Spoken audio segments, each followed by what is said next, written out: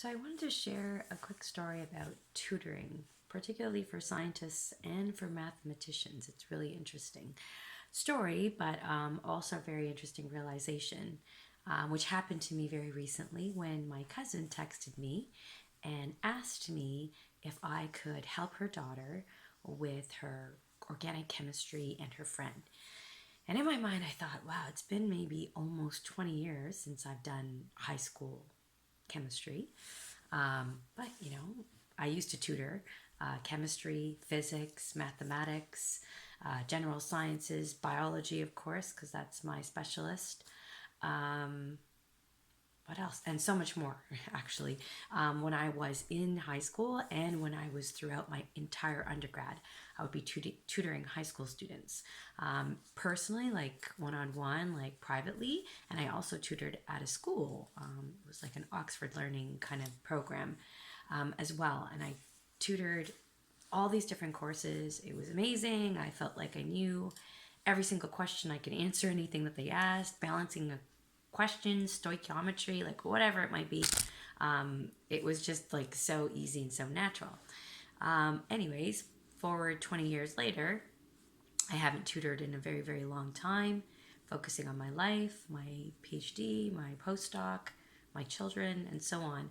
So, of course, I never say no. So I was like, yes, sure. Tell her to come over. I'll take a look. I'll see what I can do. In the end of it all, I was very, very, like, I looked at all the work and I'm like, okay, all looks very familiar, but I need to go back and learn this again very quickly, and then I'll be able to help you through this.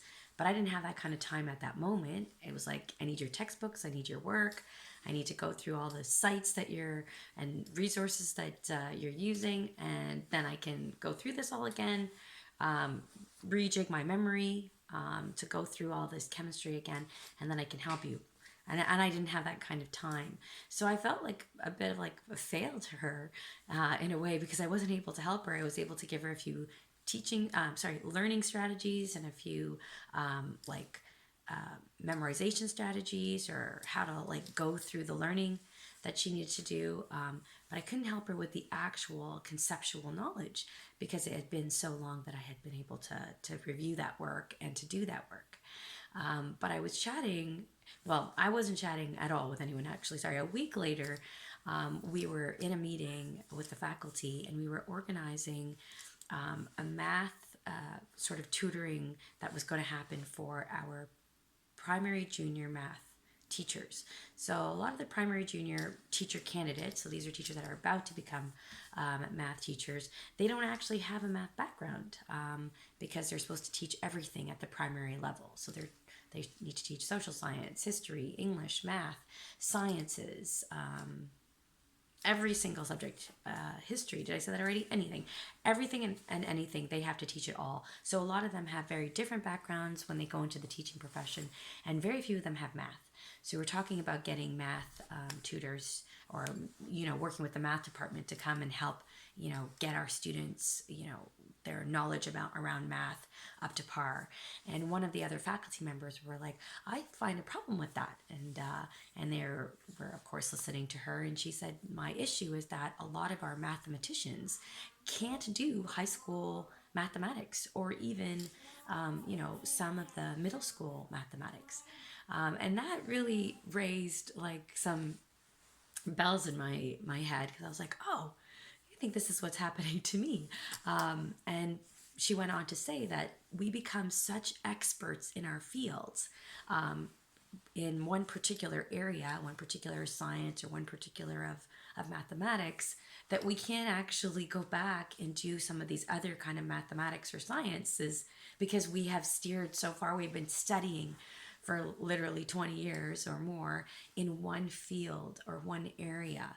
And mathematics is a huge discipline. Science is a huge discipline as well. So to be able to do some of the general sciences, we might know a few things here or there, but some of the more specific conceptual understandings we might have some difficulty doing.